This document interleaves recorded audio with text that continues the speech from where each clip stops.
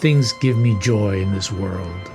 I mean real joy, like a good conversation with a friend, a beautiful sunrise, and a well-orchestrated cathartic death fest with gore, sex, and clowns. I mean clowns, man. What the hell were our parents thinking taking us to the circus when those creepy fucks would invariably cause bedwetting, adult traumas, and Damien Leone's mind to just go overboard, conceiving of the maniac clown Art. He's a darkly humorous and lovable maniac who is deliberate and innovative when applying suffering to his victims. This film breaks with Wes Craven's rules for how to survive a horror movie. No one is safe. Absolutely nobody. Not the innocent, nor the sinner, the goody two-shoes, or the slutty friend.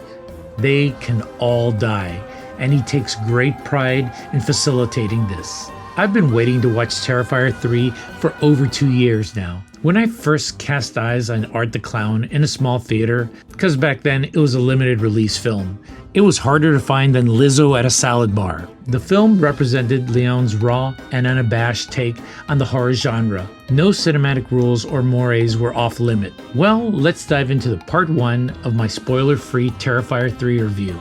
Part 2 will be heavy on spoilers, so watch this one before you watch Terrifier 3 at the theater, and then later watch part 2 for my take on the movie. The film picks up 5 years after Sienna, the previous film's antagonist, and her brother Jonathan have survived Art the Clown's Halloween massacre. The two are struggling to deal with survivor guilt and watching their family and friends getting hacked to death in an orgy of blood.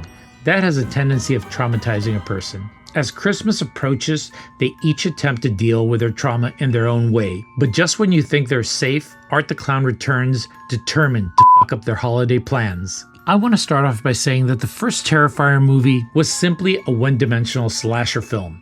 It had one job: to make audiences sick and see sexy young women get massacred. With the second in the series of films, Leone upped the stakes and gore factor.